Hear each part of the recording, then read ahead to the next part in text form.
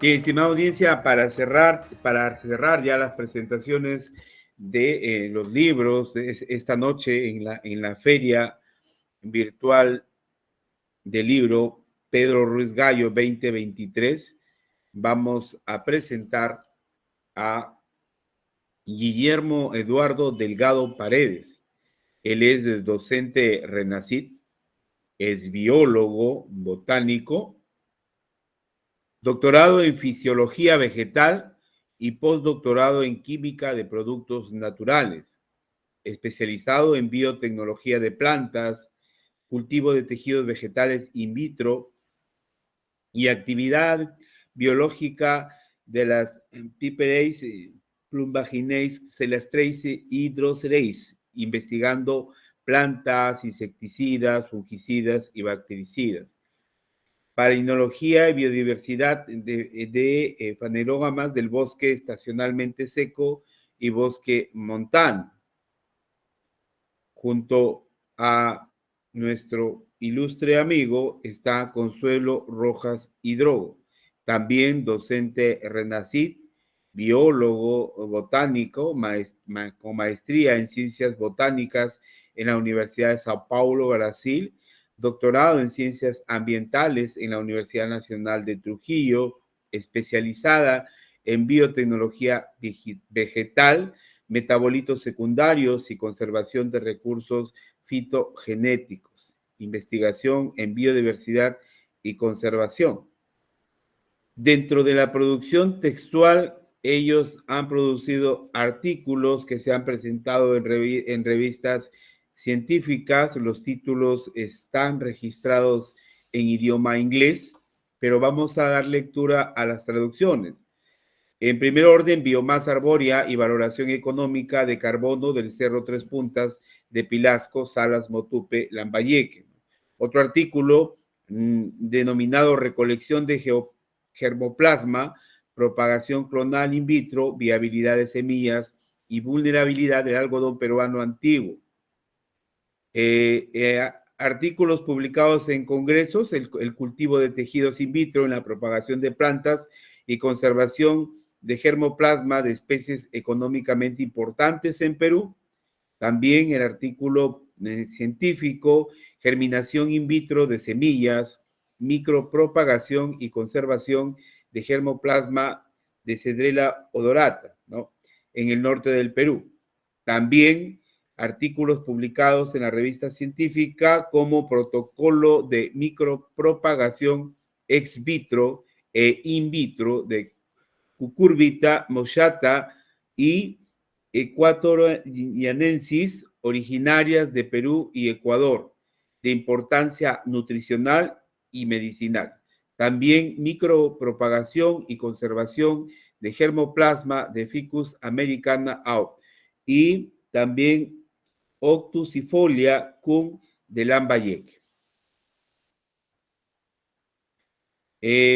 Ambos autores, Guillermo Eduardo Delgado Paredes y Consuelo Rojas Hidrogo, nos van a presentar esta noche, estimada audiencia, el libro, como ustedes pueden observar, su nombre en inglés, ¿no? Antituberculosis Potential of Some Ethnobotanica Select Plants, que traducido sería potencial antituberculoso de algunas plantas seleccionadas etnobotánicamente.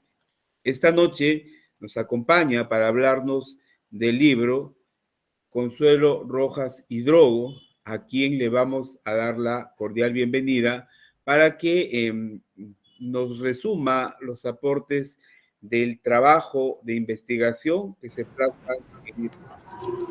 Adelante, Consuelo Rojas Hidrogo. Bienvenida. Muy buenas noches. Muchísimas gracias a ustedes por la invitación. Realmente es muy satisfactorio estar en esta noche de información académica, científica y también literaria. Bien, este trabajo sobre, como ya lo dijo usted, profesor, traduciendo, ¿no? El potencial de antituberculosis de algunas plantas endobotánicamente selectas. En primer lugar, quisiéramos agradecer a la editorial universitaria y a la Universidad Nacional Pedro Ruiz Gallo por el apoyo para la publicación de este libro.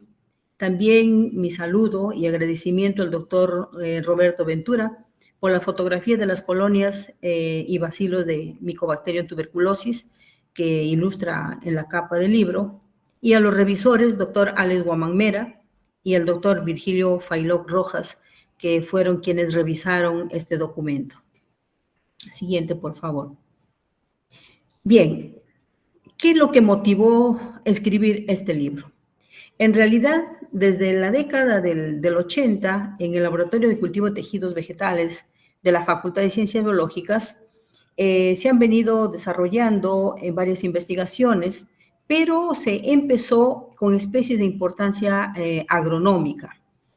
Entonces, en eso se ha trabajado buen tiempo, pero ya a partir del año 2000, tanto el doctor Delgado como la que habla, el hecho de habernos relacionado con personas que investigaban sobre metabolitos secundarios y el potencial farmacológico sobre determinados microorganismos y otros aspectos que tienen que ver con la bioactividad de los metabolitos secundarios, como es el caso del doctor Jorge Masuo Cato, del Laboratorio de Productos Naturales del Instituto de Química de la Universidad de Sao Paulo, pues nos apertura otra área bastante interesante y que para nosotros nos pareció fabuloso porque, bueno, a partir de la década ya del 90 empiezan muchas empresas privadas a producir masivamente plantas agronómicamente importantes.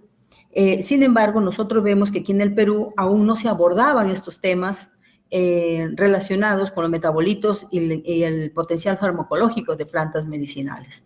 Entonces, es así cuando nosotros damos un giro y empezamos a trabajar. Y a lo que referimos en este libro, una de las principales o las primeras plantas con las que trabajamos fue Plumbago scandens, conocido como pega-pega, y que ustedes lo pueden ver ahí en la imagen, una planta en campo y su flor, que se desarrolló un trabajo de tesis con dos jóvenes primero y después otros más, trabajando con extracto de esta planta y Mycobacterium tuberculosis. Entonces, eso fue un trabajo muy interesante y que ameritó la publicación, como ustedes lo pueden ver. Otra especie, siguiente por favor. Otra especie con la que se trabajó fue Drosera capillaris. Como pueden ver ahí la imagen superior, son plantas que pertenecen al grupo de las plantas insectívoras, y en la parte inferior está en condiciones in vitro.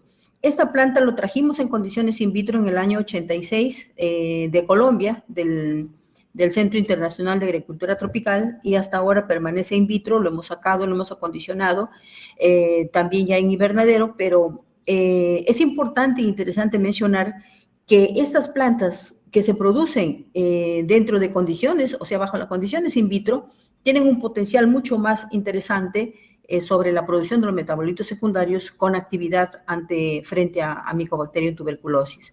Entonces, esos trabajos hizo que nosotros nos acopiáramos de una cantidad considerable de material bibliográfico y vamos a continuar con las publicaciones en trabajos así, en artículos. Siguiente. Sin embargo, optamos por preparar este libro. Entonces, ese libro, para quienes lo han leído y ya le han dado su mirada, deben haber visto que reúne o están referenciadas 321 trabajos. Son los que han enriquecido este libro. Y por otro lado, también nos motivó escribir este libro porque como la mayoría, bueno, veo ahí colegas de microbiología y del sector salud, deben saber que la tuberculosis es una de las 10 principales causas de mortalidad en el mundo. Tal es así que al 2022 se reportó 1,3 millones de personas que han muerto con tuberculosis. Y no solamente con tuberculosis, sino que hay una situación de empeoramiento de estos casos porque no solamente están, digamos, sufriendo de tuberculosis, sino también está mezclado, digamos, o se presentan con otras comorbilidades, aparte, por ejemplo, de la diabetes, tienen el SIDA y una serie de complicaciones más. Entonces, se ha calculado, por ejemplo, que en el 2022 podrían aumentar incluso estos casos de tuberculosis. Siguiente. Siguiente, por favor. Ya. Bien, ahora por otro lado, el problema de la farmacoresistencia, que es un problema serio porque esto se genera fundamentalmente por el abandono de los tratamientos de los pacientes que sufren con tuberculosis. Y este es un problema socioeconómico, porque generalmente esta tuberculosis se presenta en los niveles de condiciones de ingresos muy bajos. Entonces, estas personas no pueden permanecer por periodos muy largos con los tratamientos. Muchas veces abandonan el tratamiento para continuar trabajando. Y eso ha dado pie para que se generen estos microorganismos, ya no, digamos, ya no sean sensibles a las drogas que actualmente se venden, ¿no? Entonces han generado estas cepas o estos individuos o estos microorganismos ya del tipo multidrogoresistentes, y eso es un problema mucho más serio del cual la OMS está muy preocupada, ¿no? La siguiente. Bien, el contenido de este libro, de manera muy ligerita vamos a hablar. En realidad, se ha hecho un enfoque desde el punto de vista sobre las plantas medicinales. Plantas que, lógicamente, no han sido estudiadas aquí en el Perú, pero nosotros tenemos esas familias, esos géneros y, ¿por qué no, esas especies que pueden ser abordadas? Este libro consideramos que es una pieza fundamental que aperturaría muchas posibilidades para investigaciones futuras. Entonces, nosotros hemos hecho ese enfoque desde el punto de vista primero de las plantas, de la biodiversidad, los compuestos químicos, ¿no? Y que han sido ya enfrentados y han sido publicados en revistas indexadas. Es decir, no son simplemente informaciones así muy ligeras o comunes o cotidianas, sino que están refrendados por literatura científica. Entonces, ahí en el libro se ha tratado, eso es un resumen que tenemos, se ha tratado de hacer el enfoque desde el punto de vista evolutivo de las plantas. Entonces, empezamos nosotros, por ejemplo, con las gimnospermas, que están más abajo de la evolución, y luego ya con las angiospermas. Entonces, dentro de estas gimnospermas, por ejemplo, están el grupo de las cupresáceas, donde está el ciprés, y nosotros conocemos el ciprés, ¿no? Aquí se han identificado sustancias o grupos químicos de la familia de los monoterpenos. Y dentro de eso, por ejemplo, el totarol es uno que ha sido muy utilizado en el tratamiento de Mycobacterium o el enfrentamiento de Mycobacterium tuberculosis. Luego está la familia Piperacea, que también se considera un grupo arcaico o primitivo, pero que se caracteriza esta familia porque sintetiza compuestos químicos de la familia de los alcaloides. Y dentro de eso está, por ejemplo, la pelitorina, una sustancia muy importante que también, tiene mucho efecto sobre el Mycobacterium. Y nosotros vamos aquí al nombre común, por ejemplo, de estas piperáceas, son conocidos como maticos y congonas. Y para el Perú están reportados 830 especies. Y apenas de los maticos conocemos uno o dos. ¿Quién de los presentes no ha escuchado o tal vez ha tomado un té de matico para la inflamación o un té de matico para la gripe, ¿no? Y eso conocemos solamente uno o dos maticos. Imagínense, tenemos 830 maticos que pueden ser explorados ampliamente. Luego están ya en otras angiospermas basales como las anonáceas, donde está la guanábana. También la guanábana está siendo prácticamente exportada, las hojas de guanábana a Europa para fabricar o elaborar fármacos que después nos venden a nosotros aquí en América Latina. En el caso de anonáceas, para el Perú tenemos 230 especies y solo conocemos dos, una que es la guanábana y otra la chirimoya, son de ese grupo vegetal. Luego están las lauráceas, donde está el palto, acoráceas, donde está corus, que son cercanas al maíz, a esos grupos. Siguiente, por favor. Bien, otro grupo importante constituyen las papaveráceas, donde está la amapola. Bueno, ahí ni hablar, porque es una planta que produce muchos alcaloides. Luego están las menispermáceas, ranunculáceas y las fabáceas. Las fabáceas, donde está, por ejemplo, el algarrobo, donde está el faique, todos esos grupos. Y para el Perú se reportan 1000 especies. Estas también se caracterizan porque sintetizan familias químicas como la familia de los triterpenoides, alcaloides, flavonoides y algunos otros extractos que también se reportan haber sido utilizados y haber dado interesantes resultados frente a Mycobacteria. Luego tenemos las elastráceas, que son plantas que están generalmente en ambientes muy secos y que producen alcaloides muy interesantes que incluso no solamente han sido, digamos, utilizados o enfrentados a Mycobacterium tuberculosis, sino, por ejemplo, también a Helicobacter pylori. Las lorantáceas, que hay en la ilustración, se muestra Citacanthus, por ejemplo, lo que conocemos suelda con suelda. Creo de repente algunos conocen esa planta. Es utilizada le llaman suelda con suelda porque en el campo lo utilizan para las quebraduras o para las lisiaduras. En realidad lo que hace no es soldar los huesos, sino son potentes desinflamantes porque tienen o presentan dentro de su ruta metabólica la producción de metabolitos secundarios como los flavonoides y las cumarinas, que son potentes desinflamantes. Entonces, al desinflamar los tejidos, ayudan para que estos se restituyan rápidamente. La siguiente. Bien, ahí tenemos otras, y creo que con esto ya vamos a terminar. Como les dije, es ligerito lo que mencionamos, pero en el libro está lógicamente, por ejemplo, en el caso de las clusiáceas, ahí hay como 7 u 8 especies, caso de salicáceas también. Ahí estoy colocando algunos nombres científicos que para el Perú con ese nombre se conocen. Por ejemplo, hay algunas clusiáceas, dentro de las cuales hay una especie que aquí en el Perú lo conocemos como lalush. Eso sirve, por ejemplo, no solamente ha sido probada para Mycobacterium tuberculosis, sino que de manera cotidiana en algunos lugares, como en la Sierra de Cajamarca, Cutervo, Chota, lo utilizan para eliminar las verrugas. ¿Eso qué quiere decir? Que es un potente inhibidor de la división celular. Incluso podría probarse también su actividad como anticancerígeno.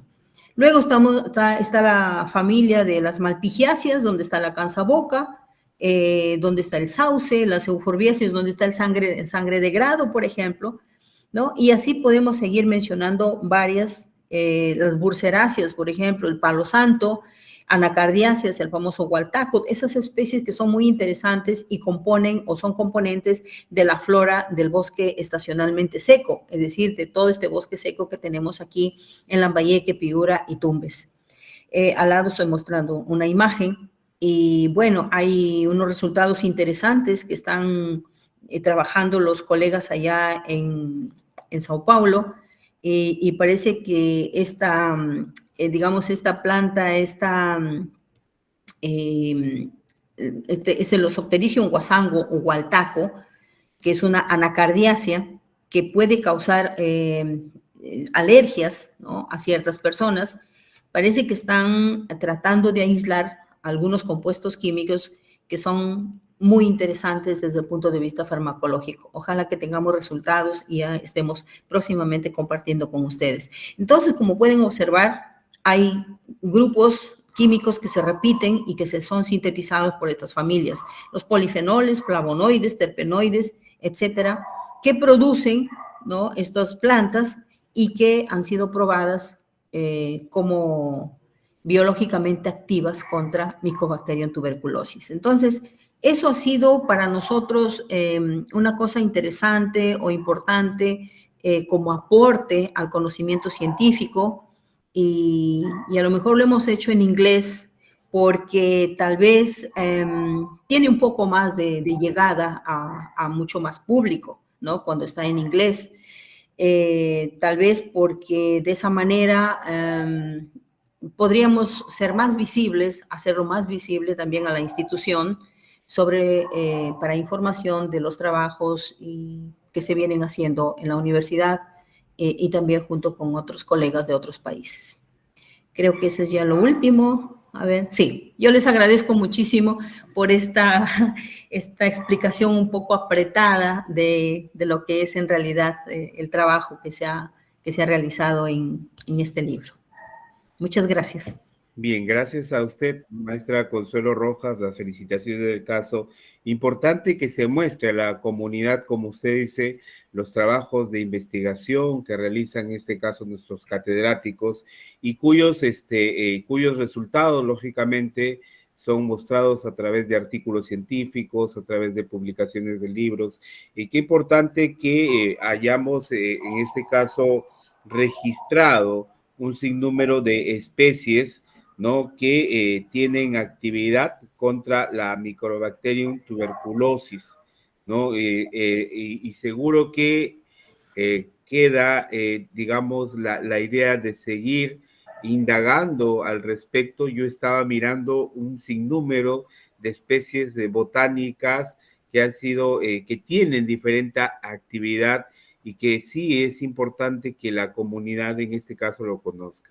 Y llevado con un lenguaje tan simple, tan sencillo, sin utilizar mucho lenguaje técnico que a veces los profesionales de otras áreas utilizan. Una muy buena y didáctica explicación, estimada maestra Consuelo Rojas, a seguir en este trabajo y en esta dinámica de proporcionarnos diversas formas de poder combatir algunas de estas enfermedades. Y como usted lo ha dicho, ¿no?, sobre todo la tuberculosis, que en el relato nos decía que es una de las 10 principales causas de muerte o de fallecimiento en el mundo, ¿no? Entonces, las felicitaciones a usted, en este caso, al biólogo Guillermo Eduardo Delgado Paredes, que es el autor también, otro de los autores de este texto, y a seguir en la publicación de trabajos de esta naturaleza que van a seguir nutriendo el conocimiento de los profesionales de las diferentes áreas y buscar una alternativa a las enfermedades,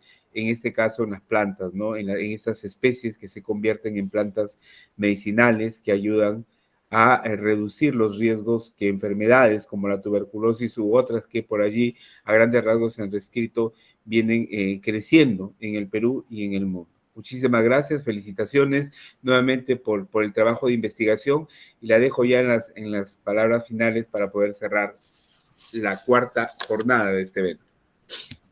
Sí, muchísimas gracias a todos una vez más, gracias a todos los que colaboran también y desde ya los invito a quienes estén interesados en continuar trabajando en esta tarea, porque hay que buscar alternativas y estar preparados para problemas de enfermedades como las que hace poco hemos tenido, el COVID, por ejemplo, y muchas comunidades, tanto en los Andes como en la selva, han tenido relativamente pocos casos, pocas muertes, porque ellos han recurrido a las plantas.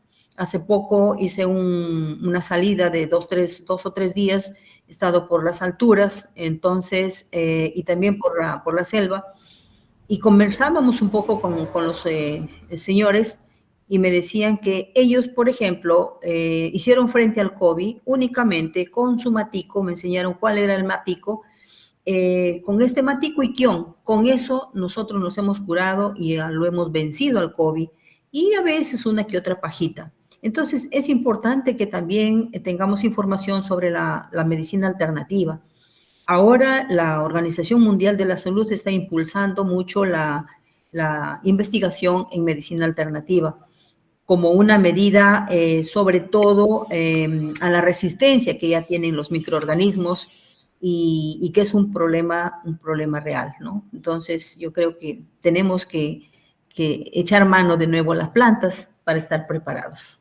Muchas gracias. Muy bien, tenemos un aliado potencial en la misma naturaleza y qué bueno que investigadores como ustedes puedan en este caso trasladarlo a la comunidad para conocimiento y para saber que las plantas medicinales son una medicina alternativa para combatir en este caso algunas enfermedades. Un abrazo fuerte y las felicitaciones a ambos escritores que esta noche nos han presentado su trabajo de investigación. Con ello, entonces, Muchas gracias. cerramos la cuarta fecha de la Feria Virtual del Libro Pedro Ruiz Gallo 2023. Queremos, en el cierre de esta actividad, esta noche, agradecer nuevamente a las autoridades que hacen posible la realización de este espacio donde se presentan los trabajos de los diferentes catedráticos de la universidad, egresados de nuestra universidad e invitados, ya sea en el plano de la literatura, la investigación, en este caso la poesía, compilaciones de libros, en este caso de escritos, investigaciones, y queremos, perdón, en este caso agradecer al rector Enrique Cárpenas Velázquez, al vicerrector de investigación, el doctor Mauro Adriel Ríos Villacorta, al director del Instituto de Investigación, Ernesto Celi Arévalo, y a la jefa de la Unidad Editorial Universitaria, la licenciada Karin del Rosario Aguayo Mata. Los invitamos a publicar entonces con el fondo editorial de nuestra Casa Superior de Estudios. Un abrazo para cada uno de ustedes. En el cierre queremos agradecer a quienes hoy nos acompañaron, a la doctora Laura Isabel Altamirano Delgado, a la doctora Lilian Roxana Paredes López, a José Ernesto Facho Rojas, al magíster Elmer Milton Manayay Tafur, a Juan Carlos Vidal Villalobos, a Osvaldo Gustavo Carbonel Cabrera y a los biólogos Guillermo Delgado Paredes y Consuelo Rojas Hidrogo. Que tengan ustedes, estimada audiencia, muy buenas noches. Nos encontramos el día de mañana.